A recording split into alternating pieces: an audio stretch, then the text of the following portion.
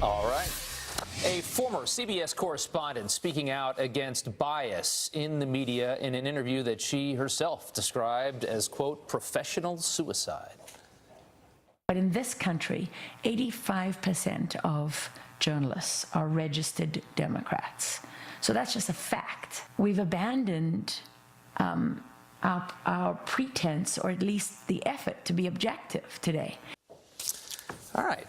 That's her perspective. Is she right on this? Has the media abandoned objectivity in the age of Donald Trump? Joining me now to discuss is the president of District Media Group, Beverly Hallberg. Thanks for coming on this morning. When you talk to people, it does seem that a lot of the faith and trust in the media has eroded over the last 2 to 3 years. What do you think of her comments? Well, I completely agree with her. I think she was very brave to come out and say what she did. You played that clip. It's professional suicide for her to do so. But I think it's important to point it out. I think even this lack of objectivity, often the reporters don't even know that that exists. There was a story last week about reporters helping Kamala Harris pick out a jacket. They retweeted this, saying they thought it was great. Didn't see any problem with this potentially crossing the line and helping a candidate. I mean, what's next? Are they going to help her with debate prep? So they often don't even aware, or aren't even aware that they are doing this. Yeah.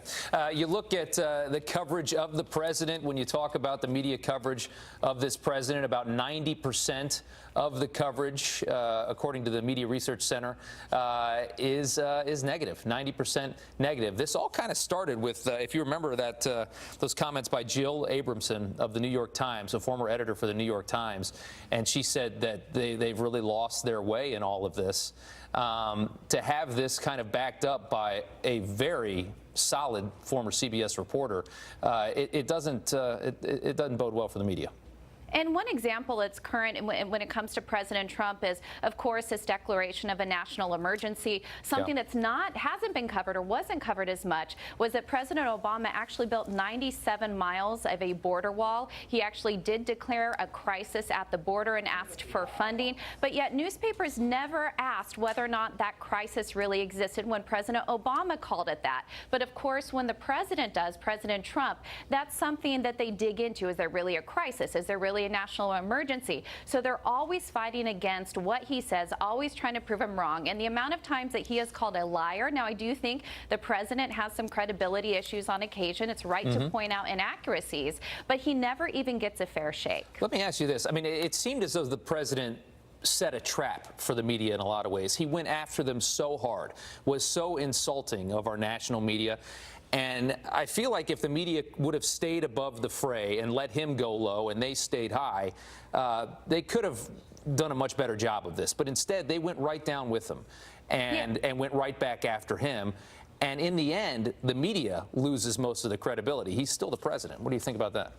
Yeah, I often don't like the way that President Trump uses his rhetoric. So I agree with many people who think that maybe he should lay off Twitter a little bit, shouldn't say things the way that he does, shouldn't name call. But when the media retaliates, it actually proves his point. There's so often when he calls them fake news, he says that they're dishonest, and often they do prove to be that way. So I actually think they're giving a lot more credibility to what the president says. And here's the other part. One of the reasons why people in this country do like that the president has called out the liberal mainstream media is that so often we have seen it over the years that this is how they treat conservatives. Look at, you mentioned the Covington case, which is now suing the Washington Post. The way those boys, and specifically that one boy, was treated, we see that, and it's horrific. And we also know that this has happened far too often. Yeah, it's interesting stuff. Big comment from a former 60 Minutes reporter.